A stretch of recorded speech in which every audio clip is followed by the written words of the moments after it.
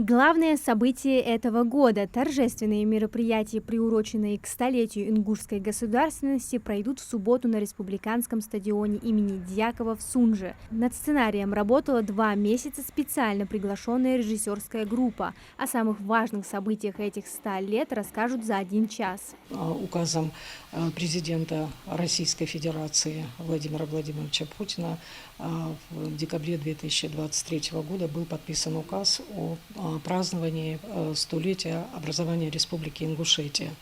В этой связи также необходимо напомнить, из президентского фонда на проведение культурных мероприятий в течение 2024 года были выделены специальные денежные средства, финансовые средства.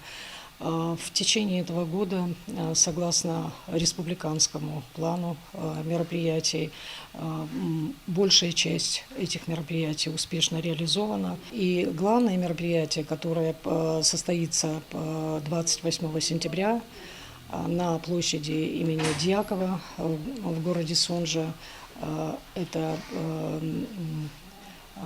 торжественное мероприятие, посвященное юбилейной дате.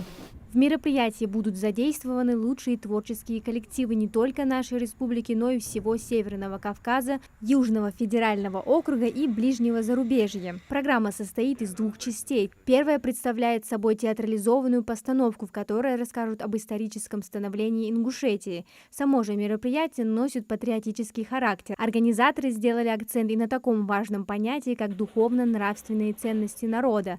Вход на стадион строго при наличии паспорта и по пригласителям, которые были разосланы заранее. Стадион вместит более 4000 человек. В входе на стадион будут работать контролеры. Дальше, в соответствии с указанным в пригласительном билете сектором, приглашенные зрители пройдут к своим посадочным местам. Там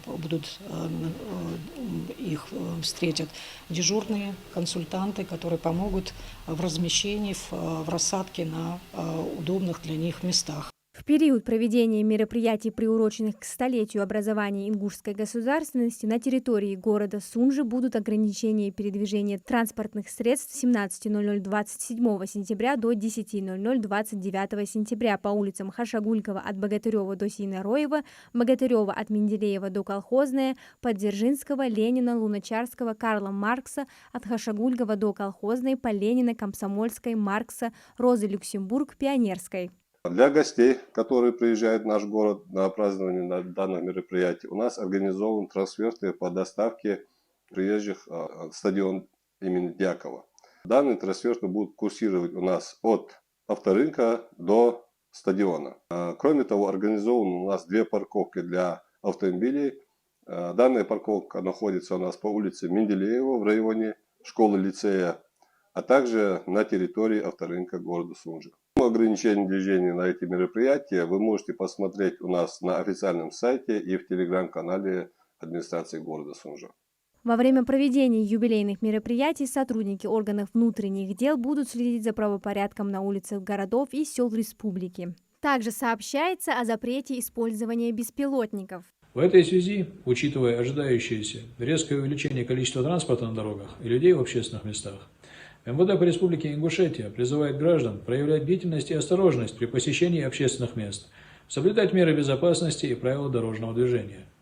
С начала года по всей республике и за ее пределами проходили культурные мероприятия под эгидой празднования юбилейной даты. Как сообщают в Минкульте, торжественные мероприятия, приуроченные к столетию ингушской государственности, провели даже в самых отдаленных населенных пунктах страны. Столицу юбилей стороной тоже не обойдет. 3 дня подряд с 28 по 30 сентября в Магасе будет проходить фестиваль народных промыслов.